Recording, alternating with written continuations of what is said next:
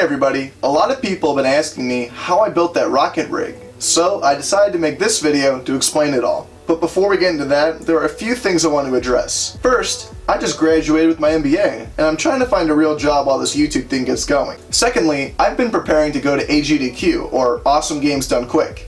AGDQ is a speedrunning marathon where the best gamers in the world come together to benefit a cause. This year, they're doing the Prevent Cancer Foundation, and they have raised millions of dollars for PCF in the past. If you're interested, I'm going to post a link below, so I highly recommend you take a look at it. And lastly, it's been hard getting information on Sega's financials from the 80s to 2000. In 2004, Sega merged with Sammy, a pachinko machine manufacturer in Japan. And since that merger in 2004, I haven't been able to find any financial information on Sega prior to that merger. So what I've done is I got a couple of books from the local library, which are coming tonight. So hopefully I'll be able to read through them and have the script done by the time I come back from GDQ, and have that video posted sometime in late January. So, without further ado, I present to you how we built the rocket.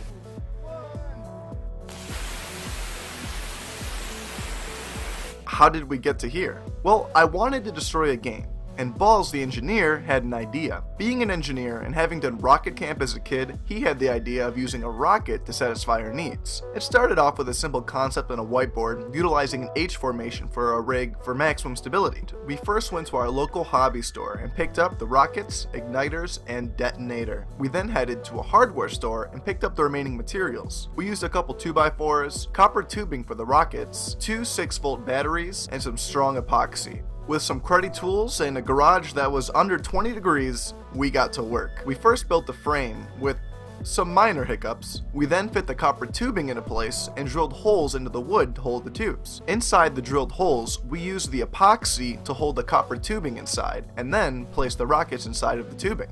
After the rig was done, Balls went to work configuring the wiring. We substituted the traditional batteries for our two 6-volts.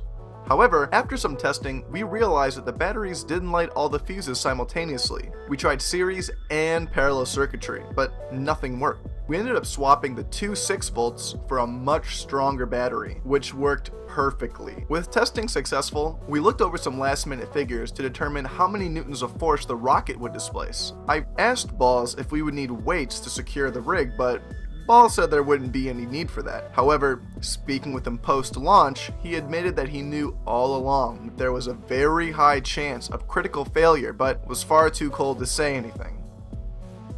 So with that, the rocket rig was created, and with a simple ignition, the game was burnt to a crisp.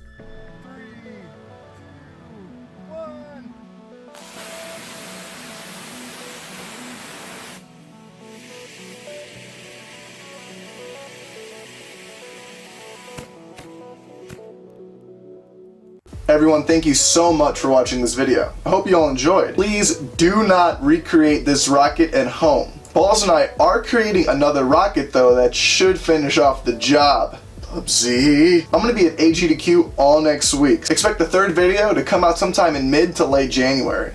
So until then, Happy New Year's everyone.